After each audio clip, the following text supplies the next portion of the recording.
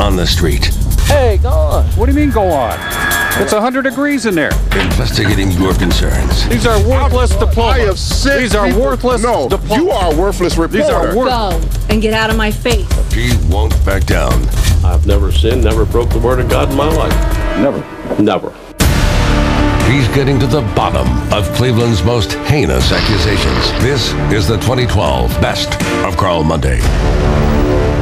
Well, he certainly had a busy year chasing politicians, exposing fraud, even saving man's best friend. Sounds like a superhero, right?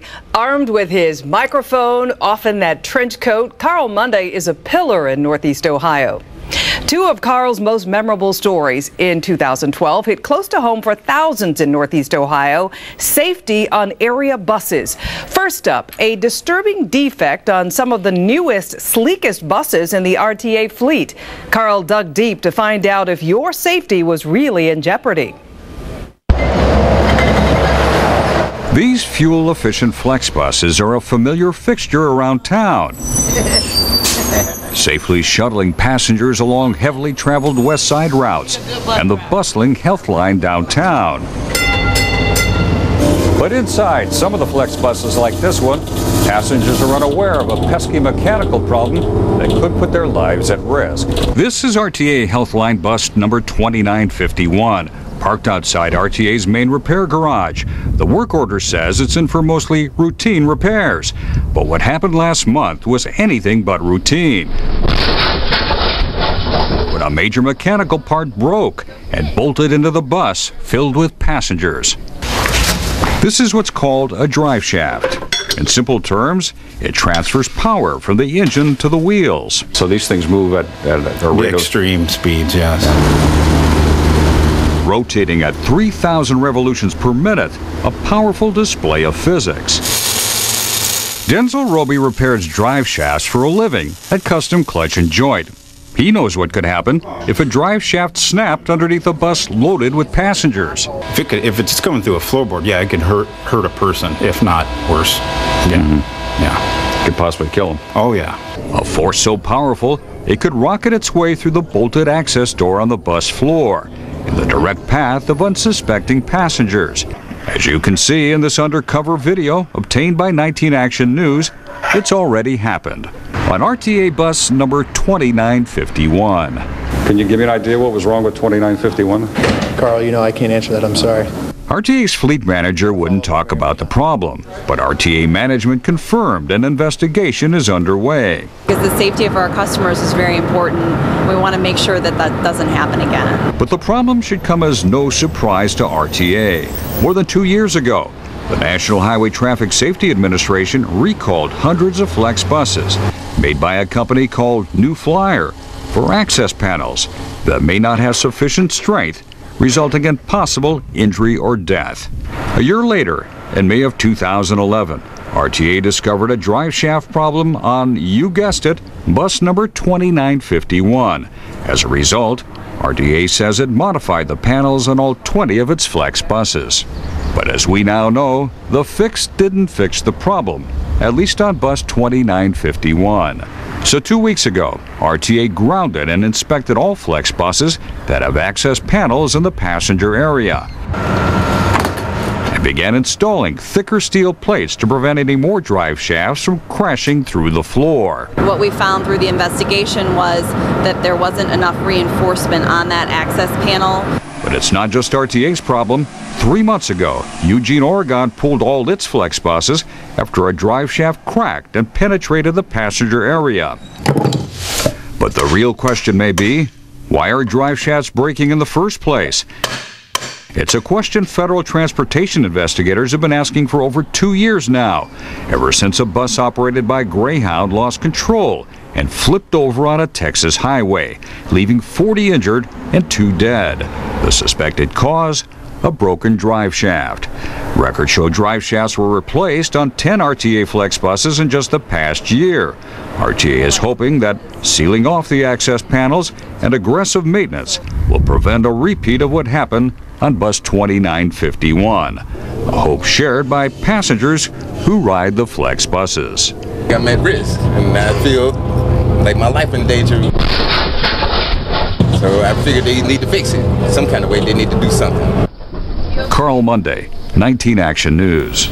Now, since Carl's investigation, RTA has corrected the problem on all of its buses, including number 2951. There have been no reports of further drive shaft malfunctions. And from drive shaft dangers to safety on your child's school bus. Back in March, we learned some bus drivers were taking a mere 90 seconds to inspect an entire bus for safety defects. Others doing nothing at all. Carl Monday investigated the inspection deception. 43 buses shuttling thousands of Shaker Heights students each day to and from class. The safety of our students is always the most important priority. The first school system in the county 9 years ago to use a sophisticated system called Zonar to check for safety defects. Using a handheld computer, drivers activate 10 sensors in and outside the bus, verifying their visual inspection of more than 100 components, everything from the horn to switches and the bus suspension and brakes, to the main entry and emergency doors. But here's the problem. We learned that some drivers learned how to cheat the system. Some were doing incomplete inspections. Some weren't doing them at all. It appears they were doing that, right? Bypassing the inspection. Yes, and that is unacceptable. You guys ever falsify your inspections? No. Rashida Searless, one of 12 Shaker bus drivers, recently reprimanded.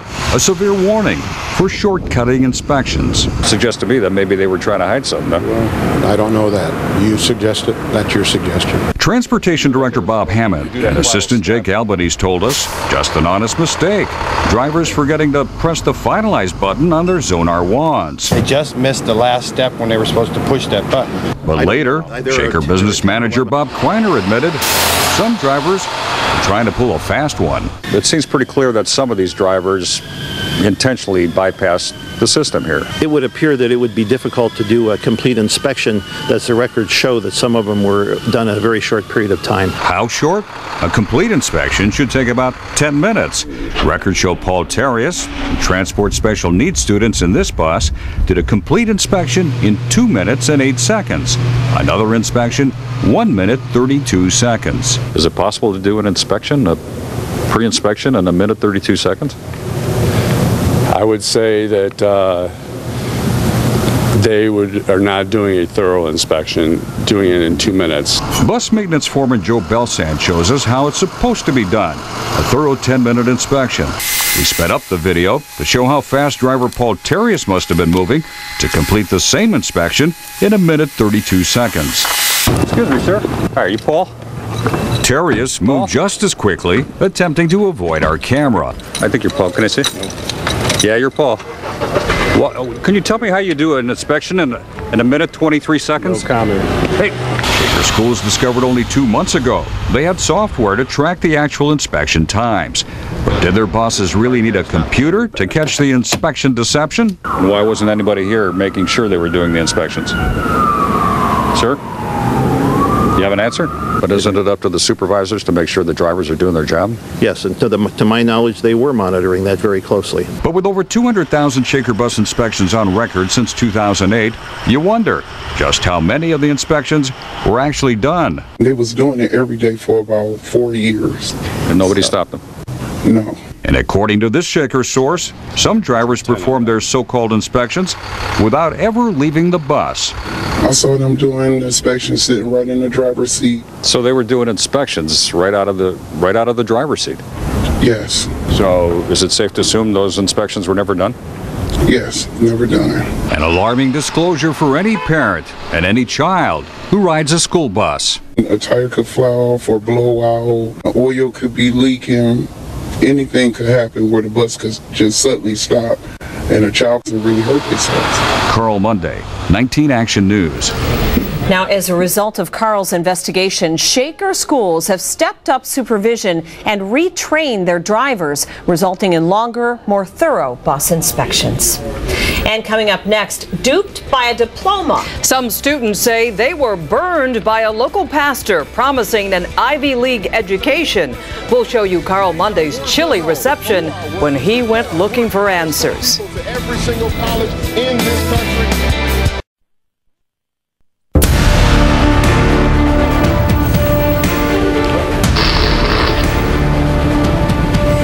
Our next story centers around a man Carl Monday has been investigating for several years. You may remember the Reverend Jeffrey Sanders. He was caught on hidden camera roughing up a former student who wanted to know why his diploma from Sanders' so-called school was bogus. Carl Monday exposed the fraud.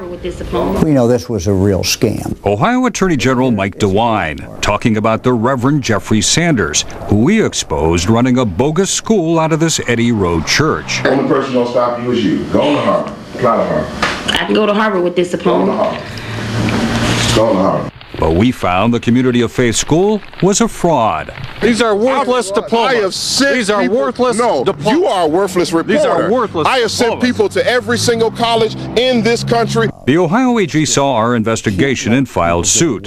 Now a court has ordered an $89,000 judgment against Sanders, including refunds for dozens of students. And a guy like this takes advantage of them and basically lies about what his diploma is worth, what they can get, and it's just a real scam. Through Carl's investigation, he found several former students who said they tried to use their diplomas to further their education and were horrified when those institutions told them their papers weren't legit. When we come back, suspects in a brutal beating all caught on camera. But that doesn't mean they've been easy to find. We'll have the latest on a story Carl had to take to the police himself and find out how officers are doing in their search for the men in black. Have a tip or story idea that needs investigated? Get in touch with Carl Monday today.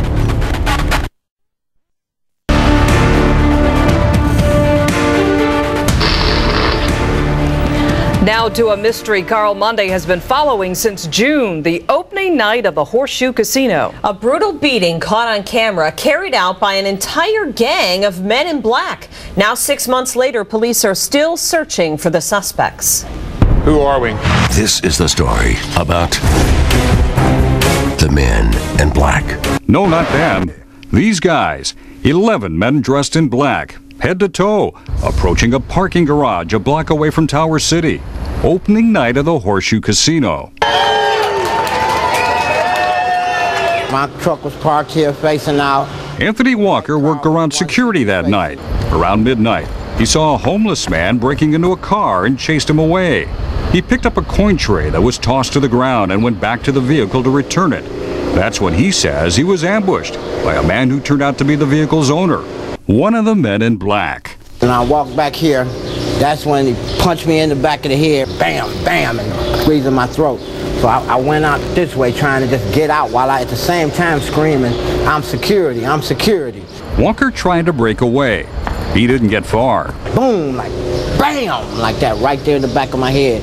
And then that spent me around, and then that's when he came like this. He went bam, and hit me up against this. Walker says the other men in black followed him to the outside parking ramp and finished him off. And I'm like, I'm security, I'm security. And then that's when one of them, he just grabbed me like a 360 and just 360 me right down here on the ground. Bam! Like that. After they done kicked me and stomped me. There's more to this story than just a beatdown in a downtown parking garage.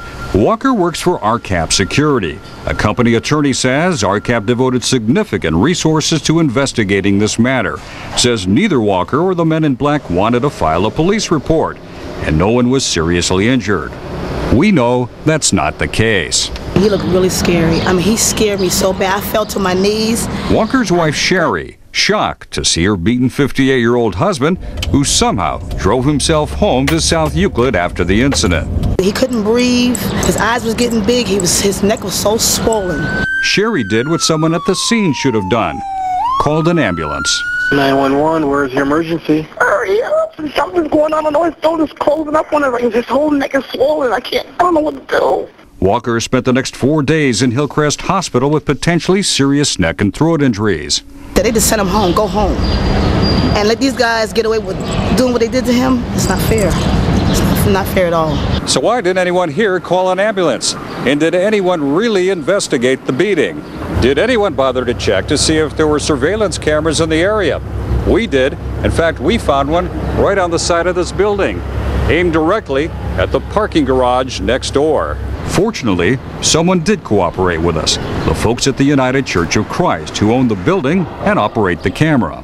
There they are. At our request, church security played back surveillance video from that night. Take a good look. That's video of, count 'em, 11 men dressed in black walking down the ramp next door and into the parking garage. There's activity in the garage. About a minute later, that's Anthony Walker hobbling up the ramp, followed by the men in black. So that's you on the ground right there? Yep, that's me on the ground.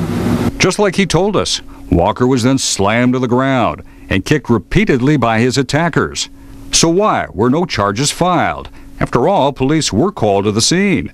Yes, that's a Cleveland patrol car pulling up the garage ramp. 2 officers, including what appeared to be a supervisor, questioned Walker and some of the men in black who stuck around. But we've seen no evidence a police report was ever filed. Better question, who were these mystery men in black anyway? I'm not sure. One time I heard one guy say something about security. He said something about Horseshoe. The garage does advertise casino parking, but a Horseshoe spokesperson told us they don't employ anyone who wears all black. And during 3 trips to the casino, we couldn't find anyone fitting that description.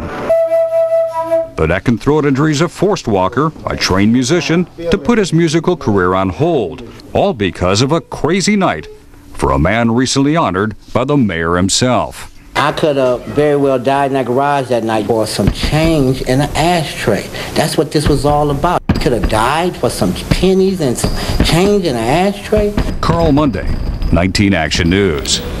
Well, shortly after he was beaten, Walker lost his security job and is suing his former employer. As for the men in black, their identity remains a mystery. Sometimes Carl Monday's investigations go undercover to get to the truth. Coming up next, how Carl exposed fraud in the food stamp program, a scam that hurt many local families in need. Have a tip or story idea that needs investigated? Get in touch with Carl Monday today.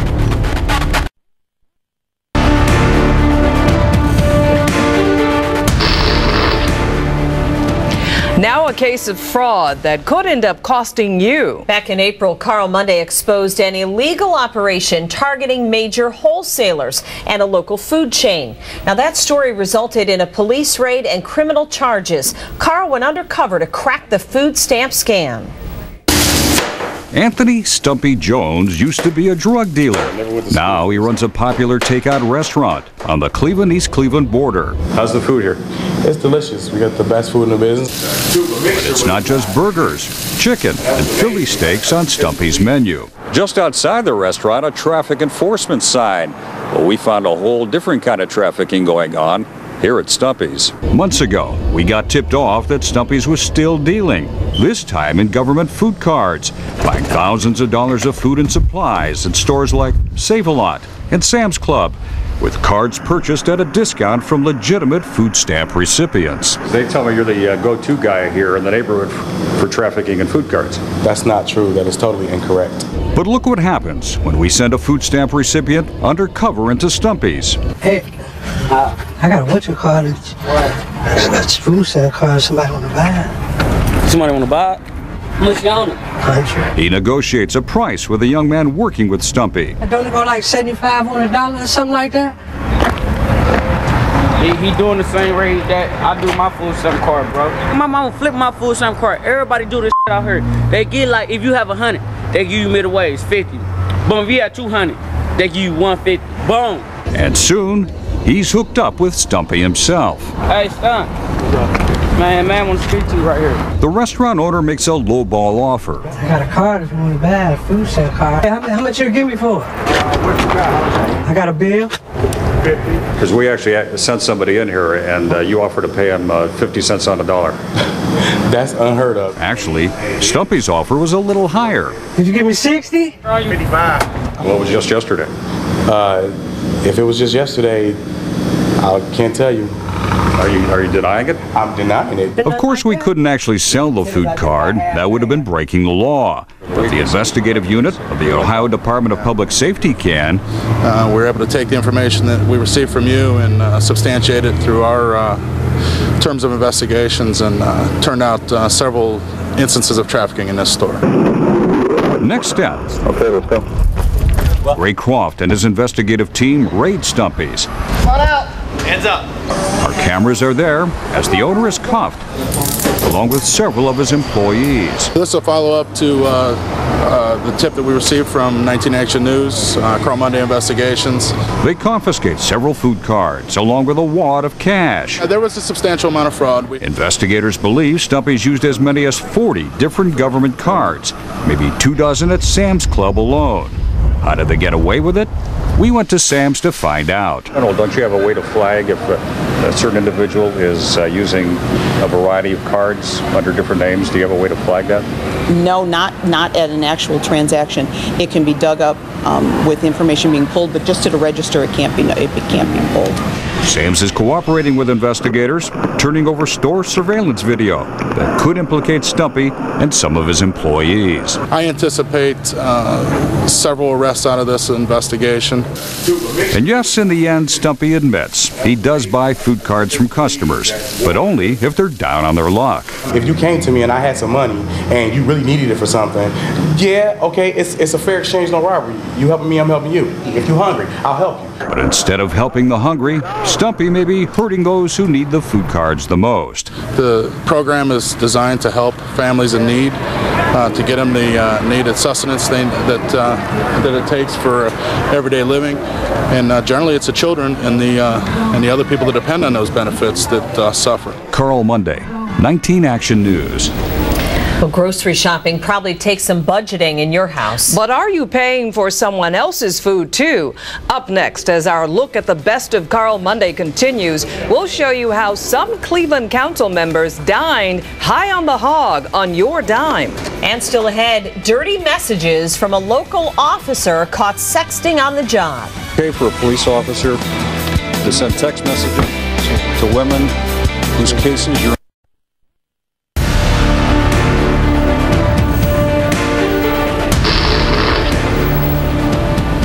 Who says there's no such thing as a free lunch? While food prices skyrocket, Carl Monday found some local politicians eating on your dime.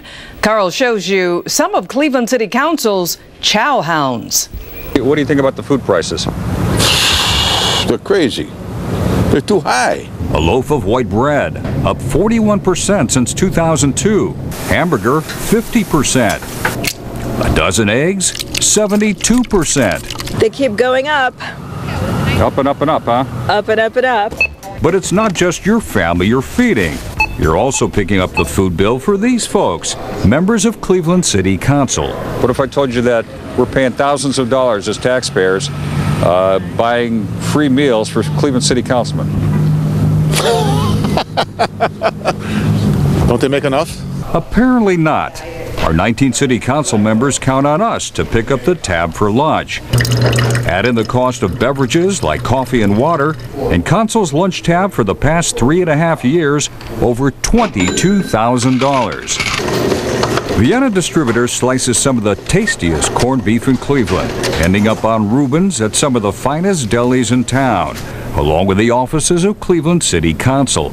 Cost to taxpayers, $1,000. But even Vienna takes a backseat to Alvy's Gateway Grill when it comes to putting food on the table at City Council. The total bill, paid by the taxpayers, $7,337. And that's just the beginning. How about $518 to enjoy the Italian cuisine at Borderio's, $1,300 at Marie's, $500 at Executive Caterers, and $1,250 at Lancer Steakhouse. They're, going ahead and getting a free ride off the people they're supposed to be representing. How do you justify spending over $20,000 on food for City Council?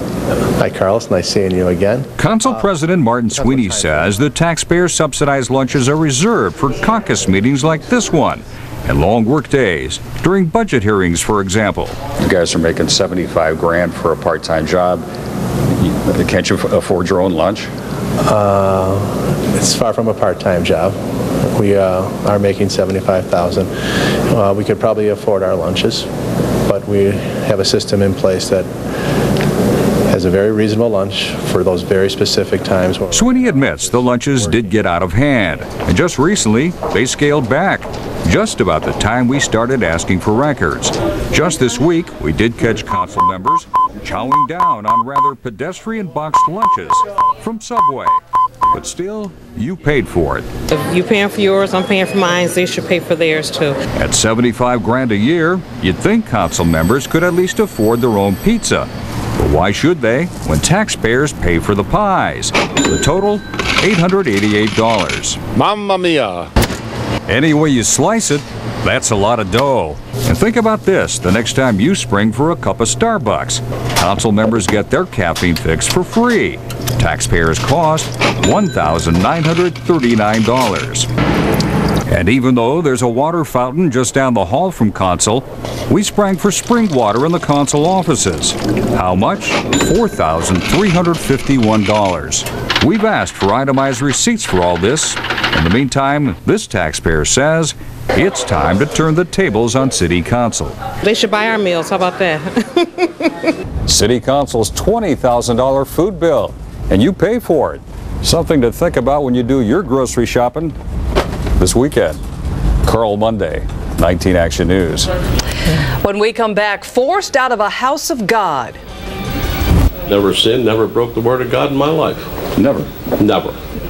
A cold reception for Carl as he investigates allegations of sexual assault against a local pastor. Then later, going above and beyond for man's best friend.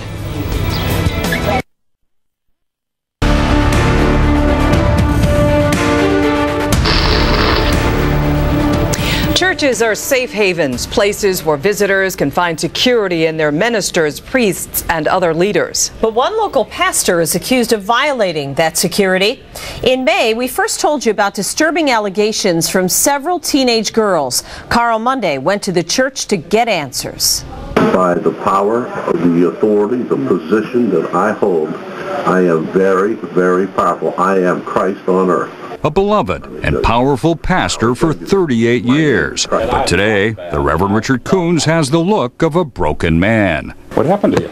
One of my parishioners hit me in the eye the other day. Not the only parishioners at odds these days with Pastor Coons. The Apostolic House of Glory in Columbia Station, now reduced to a handful of followers, in wake of allegations of infidelity and sexual activity involving minors.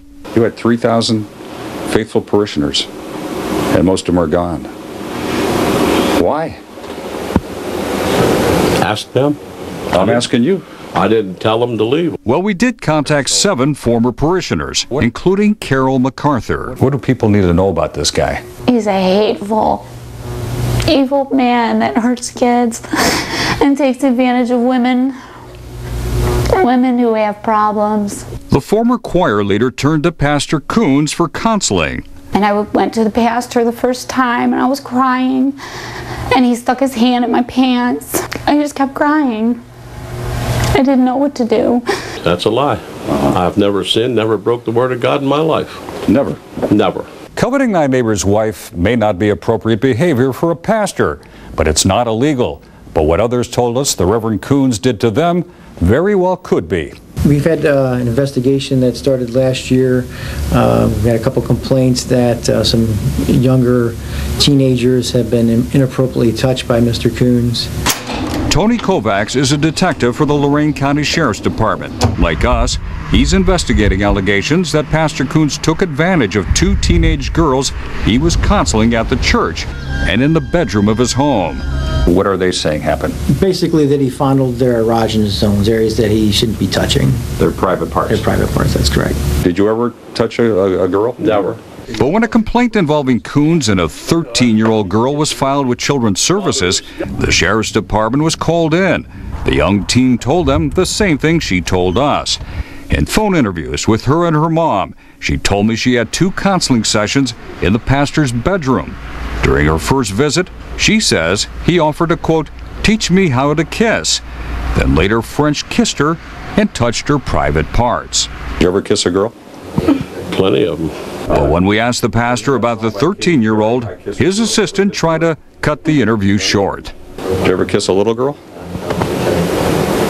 I think it's time for you to leave because you're Did about you to ever- get yourself in trouble. did you ever kiss a Out of little the girl? church before I call the police. I'm interviewing the pastor. I don't care. There is a church service going on, and you will leave this building, and you will Let him leave answer. it now. Let him answer. No, leave. On a second visit, the 13-year-old says the pastor grew even more aggressive. But they said you touched him in places your hand shouldn't Which be. is lies. Absolute, total lies.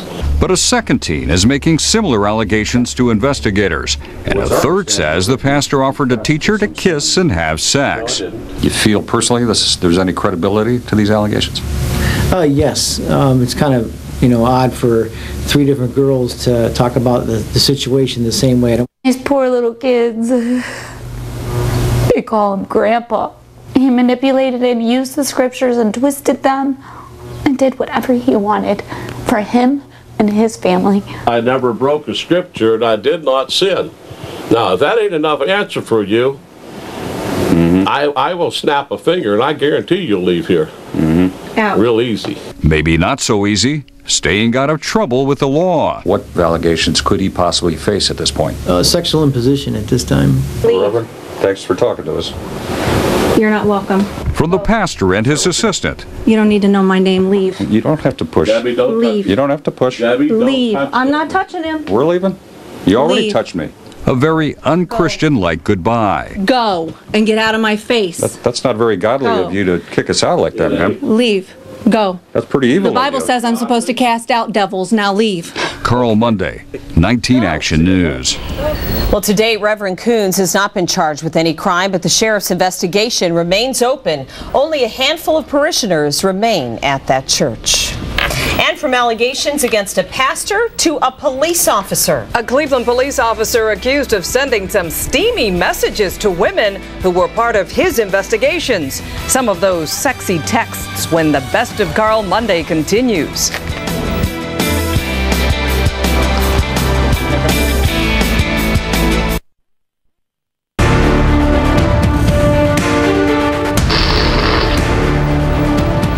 Police are sworn to protect and serve, but our Carl Monday busted one Cleveland officer accused of using his badge and his cell phone to hustle women. What's worse, they were all involved in crimes he investigated. So Carl tracked down this sexting cop.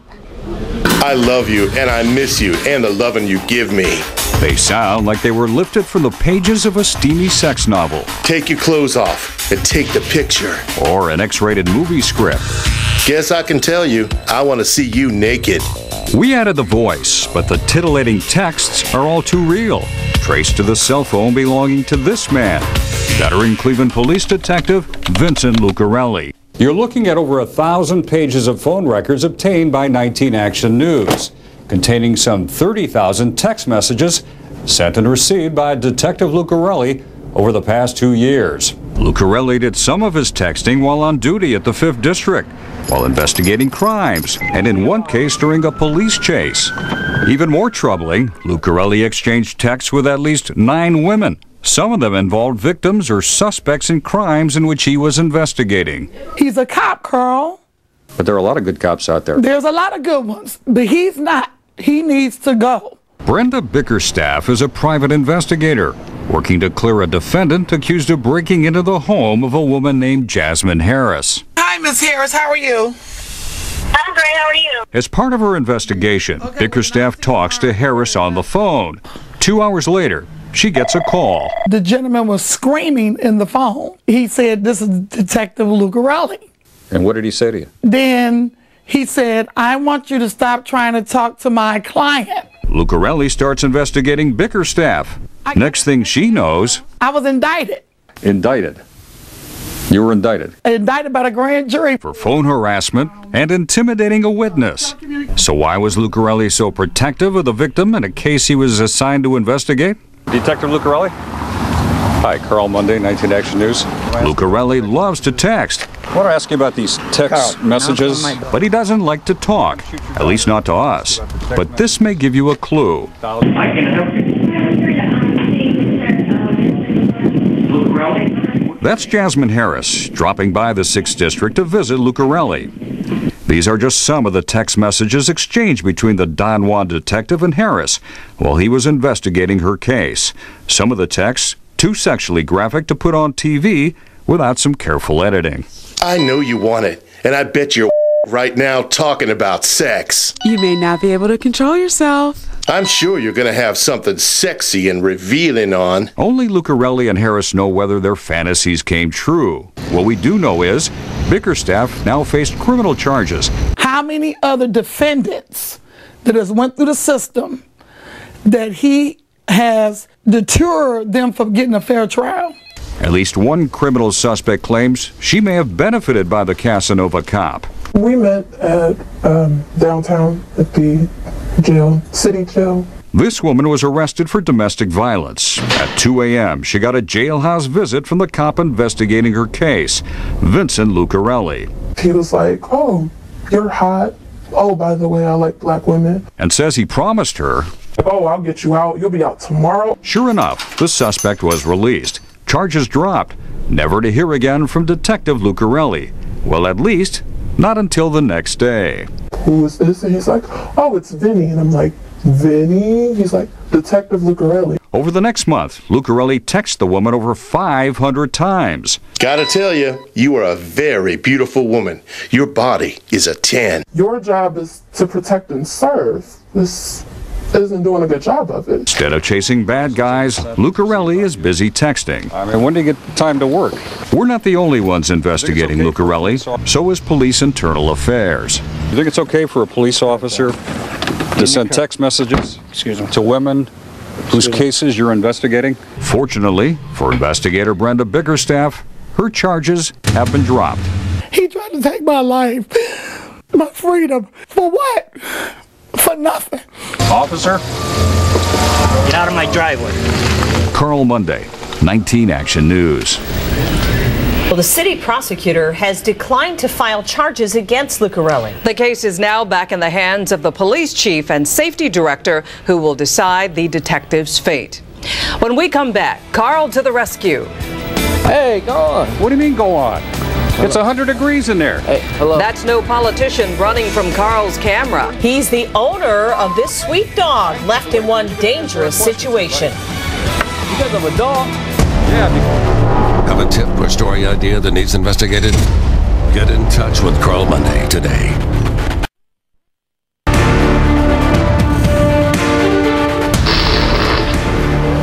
Every now and then, Carl gets to take off his investigator hat, but he never loses that edge. Yeah, like the time back in July when he took on a dog owner who left his pooch locked up on a scorching summer day.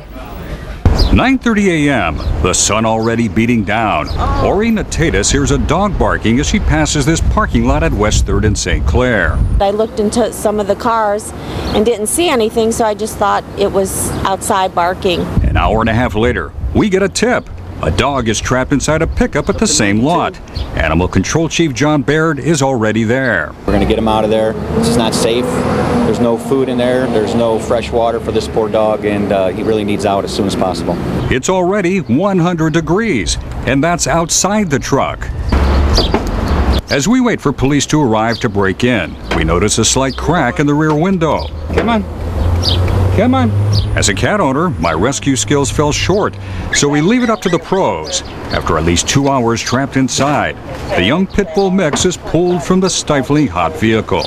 There you go. There you go. Oh, he's hot to the touch, too. We camped out, waiting for the dog's owner to arrive. It was time to put him on the hot seat. Okay, I don't want to be on the news. Well, you're on the news, buddy. Why'd you leave your dog in the truck? Hey, go on. What do you mean go on? Hello. It's 100 degrees in there. Hey, hello. Yeah. Hang on. Where you keep the away from me. I ain't getting away from you. You're going to answer our questions here, buddy. Because of a dog? Yeah, because of a dog. And what about the parking lot operators? Why didn't they do something? You saw the dog in the vehicle. Why didn't you call somebody? Not me. The people that called me said they tried to speak to them and were told to get out of here and mind their own business. Fortunately, the 7-week-old pup survived the ordeal and is doing better. Can't say the same for the dog's owner. What if somebody left you in the car all day? Carl Monday, 19 Action News. Well, the dog's owner did not get his four-legged friend back and still faces charges of animal neglect. Well, from sexting cops and food stamp fraud to RTA drive shaft dangers, Carl Monday has had a busy year. Be sure to stay with 19 Action News in 2013 as our chief investigator hits the streets to keep Northeast Ohio honest. Thank you for watching.